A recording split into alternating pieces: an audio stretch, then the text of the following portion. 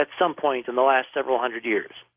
And remember, those guys have the technology that the secret government has, i.e. anti-gravity, faster-than-light spacecraft. They'd have it all. Suppose they already have seen that Betelgeuse, the brightest red star in the upper left of Orion, which is a huge, bloated supergiant, almost as big in diameter as the orbit of Saturn, weighing maybe 20 times the mass of the sun. Suppose they have seen that it's already blown up, and the shock waves and the light pulse, an incredibly brilliant light that would make the night skies like day because it's relatively close. It's about 500 and some light years away. Suppose they've already seen it's happened, and they told the Maya, and they said, oh, by the way, mark this down in 2012. Of course, they didn't use the term 2012. Something really interesting is going to happen in the night skies of Earth, and you might want to make a note of it for your great-great-great-great-grandchildren. And it's going to be right around here. And I mean, I'm kind of half serious about this because we know that Betelgeuse, as part of this class of supergiant star, is in its last ages. These stars are burning fuel so rapidly, so prodigiously, that they only live a few million years. But we've never had one close enough to look at and see what happens just before things change and it goes bang. And it could happen now, at any time. In the last 15 years, astronomers like Charles Towns, who was the guy who got the Nobel Prize for the invention of the laser, who's part of this team at Palomar and Mount Wilson observatories, using an infrared interferometer, which is basically a whole bunch of little telescopes over a very large area that makes kind of a synthetic big telescope. They are able to literally measure the diameters of various stars.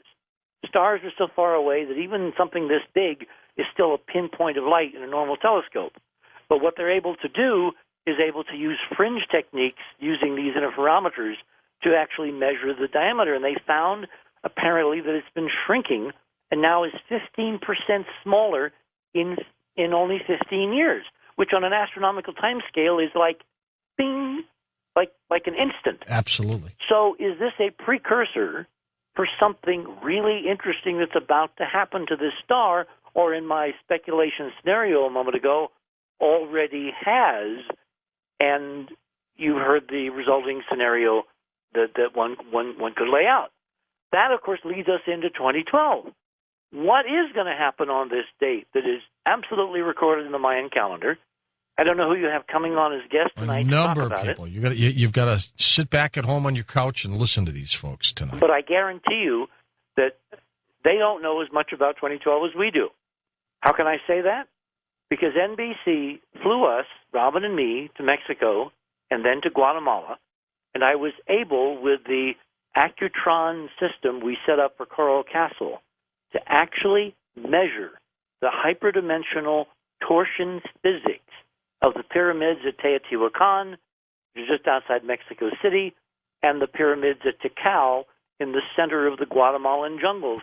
And we got astonishing, amazing, mind-blowing results. I mean, even the producer of the show, who has started out on her journey as a kind of a skeptic, got so excited by what she could see. And Jaime Musan was there with us, climbing to the top of the pyramid with me and with Robin, and we were able to show him on screen that these things are not just passive chunks and piles of stone and rock and rubble, but they are actively interacting with the ether of space.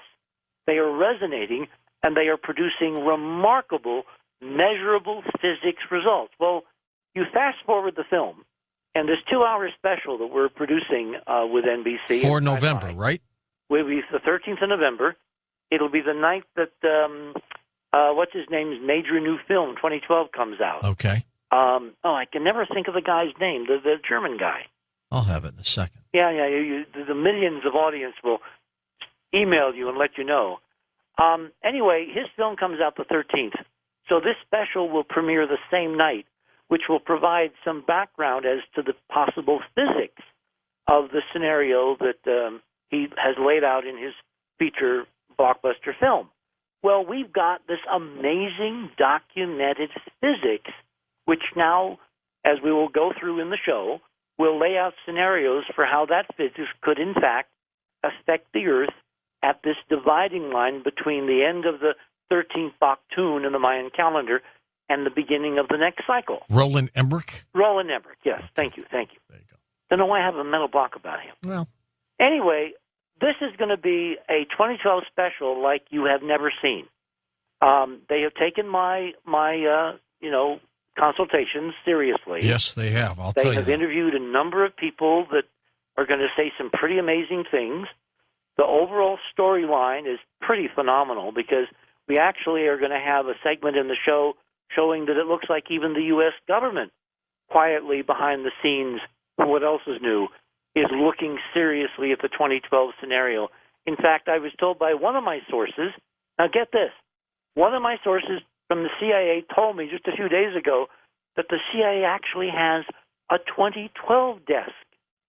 Isn't that fascinating? Yeah, and also believable.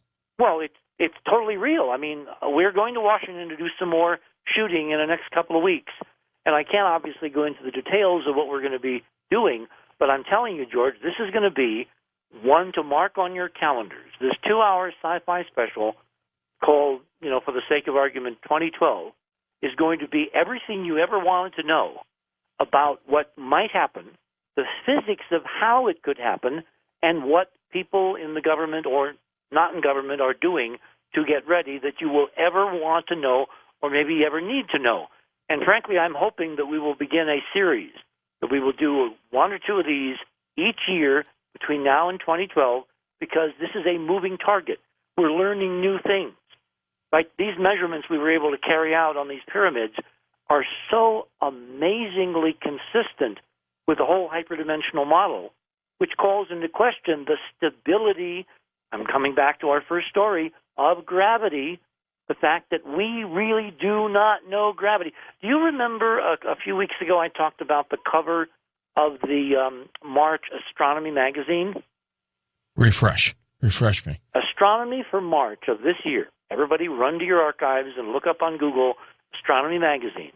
Had a cover story literally talking about how gravity is a complete mystery. Yes. And there are baffling inconsistencies up to and including the fact, and get this, George, the Earth appears to be moving away from the sun at 6 inches per year. If Isaac Newton would only be here today, well, he'd be shaking. His theory was limited.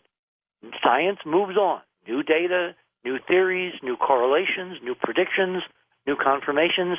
I am so excited by this special because what it's going to do, it's going to put in front of the world by a major network. I mean, it's the news division of NBC News which is producing this. It's hard to believe, too, that we're only talking about something that's a few years away now. It's 4 years away. It's less than that. Well, okay.